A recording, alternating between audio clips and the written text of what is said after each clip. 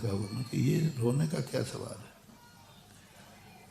बोले महाराज जी मैं मरने जा रहा। मैंने क्यों? बोले आप रोकना नहीं। मैंने कहा मैं रोकूंगा नहीं, मैं तो मरने का मुहूर्त निकालता हूँ। मरनी है तो अच्छे मुहूर्त में मरना, मैं रास्ता बता दूंगा। कारण क्या? बोले महाराज जी मम्मी पापा मुझे बहुत चाहते हैं और मैं मम्मी पापा को बहुत चाहता हूँ, इसलिए मर रहा हूँ। मेरे माँ बाप मुझे इतना चाहते हैं महाराज, इतना चाहते हैं कि कुछ मत पूछो। संसार में शायद ही किसी के माँ बाप इतना चाहते हो जितना माँ बाप मुझे चाहते हैं। और तुम बोले मैं भी नहीं चाहता हूँ, तो फिर क्यों मर रहे हो? उन्होंने कहा महाराज मेरे मम्मी पापा की सारी अपेक्षाएं, मम्मी कहती बेटा मैंने ये स्वप्न देखा है तेरे में, मेरी सारी इच्छाएं। पापा भी यही कहते बेटा तू ही मेरी ज़िंदगी है, तू ही सब कुछ है, बस तुम IAS ऑफिसर बन जा, यही मेरी इच्छा है।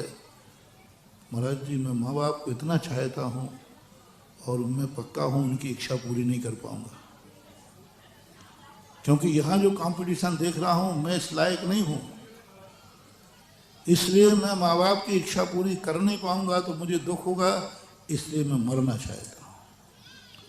मैंने उनको रोका, उनके माँ बाप को बुला के कहा, मैंने कहा कलेक्टर तो ये बनेगा नहीं, बेटा वहाँ से जाएगा।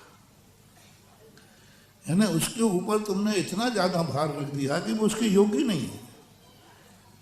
आज पढ़ने वाले बच्चे डिप्रेशन में आकर सुसाइड कर रहे हैं। इसलिए यदि बच्चे को क्लर्क बनने की योग्यता है तो आप उसको कलेक्टर क्यों बनाना चाहते हैं?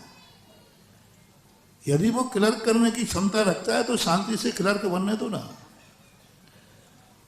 लेकिन आप वो क्लर्क बनने की क्षमता वाले को कलेक्टर का भार ला दोगे तो कहीं ना कहीं जाएगा।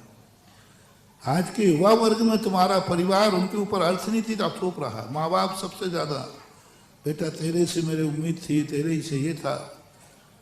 थोड़ा माँ बाप अपनी महत्वाकांक्षाएं कम करें, बच्चे अपने आप नीचे आएंगे।